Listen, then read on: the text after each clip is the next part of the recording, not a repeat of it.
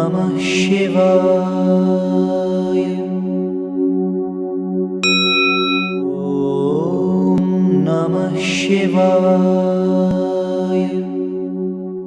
So how does a seeker overpower lustful tendencies? First and foremost, we must train our senses. If we don't control our senses, it is not possible to keep our mind free from lust and passion. What we see and what we hear especially must be auspicious, must be such that they create noble thoughts and desires in us, not lusty, passionate thoughts and desires in us. Second aspect, we must have control over our breathing. Our breath and our mind are closely connected. When calm overpowers our mind, our breathing changes. When anger overpowers our mind, breathing changes. When peace is there, breathing changes. So by controlling the breath, we can control the mind also.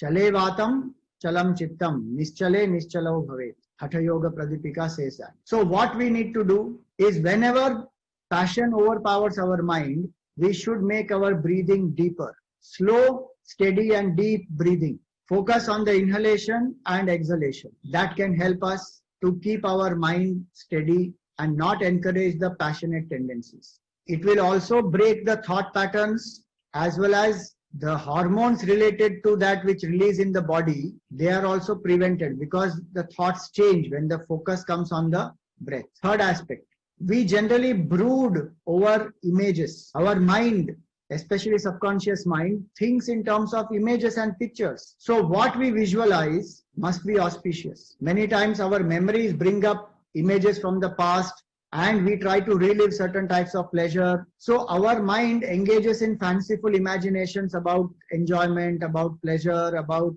various sense objects. So we need to keep the mind focused. The form of the Supreme Lord or the form of the mantra that we chant or Omkar.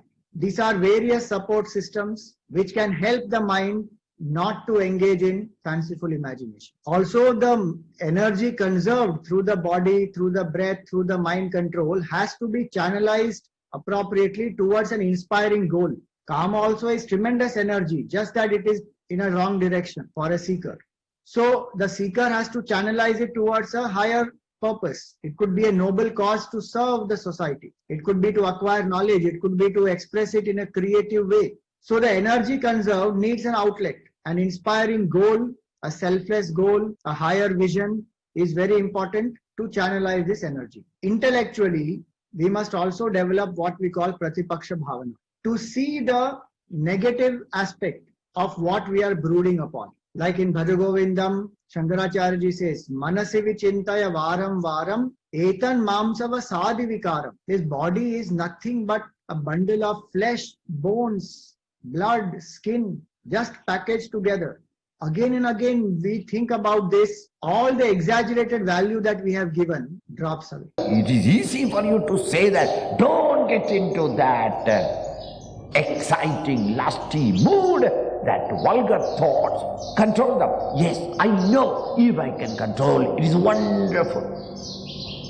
But how? By using your intelligence. If you don't use the intelligence, the natural animal instincts and impulses will be animalistic. Then how can I come out of it? Use your scientific intellect. What do you mean scientific intellect? You have been given some capacity to analyze and think. Think and grow out of the fascination which is natural at the emotional level, at the physical level. What am I to think? Then these factors that are attracting me, the wavy muscles of my hero, the broad chest, the beautiful form, all these Ethan, mamsa, flesh, vashadi, fat, vikaram, they are all nothing but flesh and fat, packed in a skin, sometimes oily, sometimes very dry. These things that are attracting you. all it contains nothing but filth. It has got a fascination, the bosom, the navel area, beautiful. Just analyze, what's the beauty therein? What is it all about? Marrow, bone, flesh, blood, fat, and all these covered by your skin. Which part is fascinating? Swamiji, I am in love. Very good. I don't want to be in hatredness. In love for what? Shall I give her all her skin in a roll and give it to you? Only the fat is scraped out and given in a bucket. Flesh, 4 buckets of blood. Her own.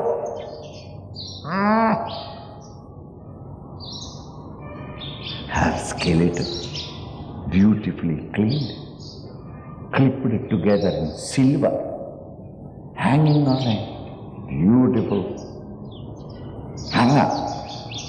And let us keep it near the ceiling fan, next to your room, next to your table, so that when the fan moves, she will be moving. Her own skeleton. Do you want?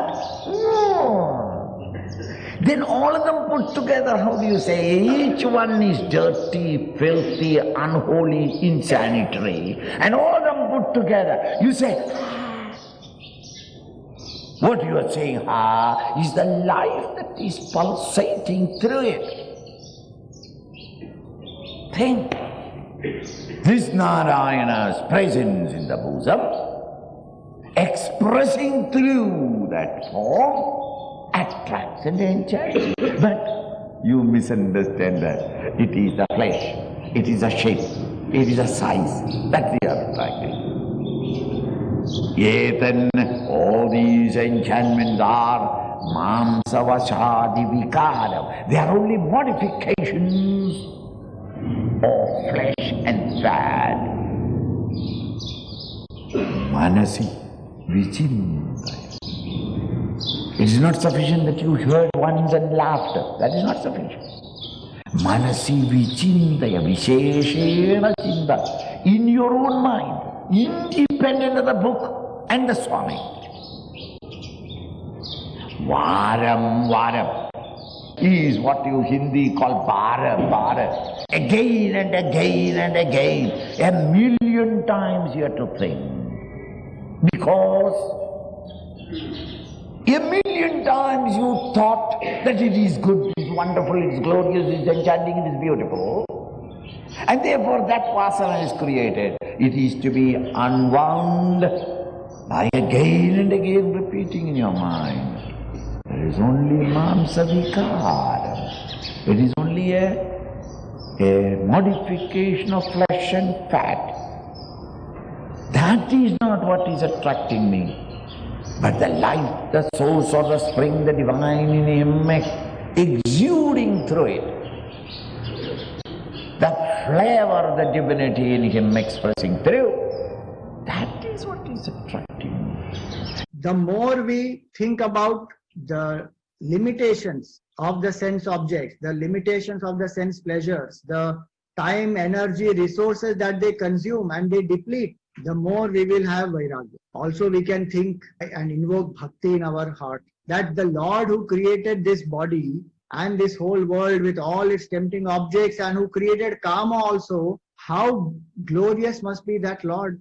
And I have got this human body. Let me put efforts to realize my oneness with that Supreme Lord. Because only in this human body that is possible. So it's a glorious chance. I don't want to squander away this chance. Let me try to remember the Lord and be one with the Lord. So bhakti, jnana and vairagya, they are very powerful.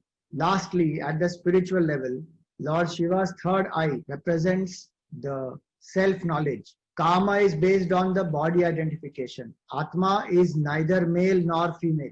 The more we contemplate on that genderless, bodiless, formless, pure consciousness, that my nature is that immortal, unborn, undying, unchanging, pure consciousness, the more we will be able to let go of all body identification, all the source of karma, and we will realize our oneness with the Supreme. So steady contemplation on the Atma as our true self can help us to destroy karma completely. So in this way, as seekers, let us put efforts to sublimate karma and then finally to destroy karma and realize our oneness with the Absolute. Overcoming karma is no mean effort. Many times we may fall, but each time we fall, we have to rise again and again. Puja Gurudev used to say that every fall is a rise in the total. We must ensure that we do not give in to our karma and we do not give up our efforts to overcome karma. May the grace of Lord Kamari be with all of us to overcome karma and to realize the oneness with the Supreme Lord.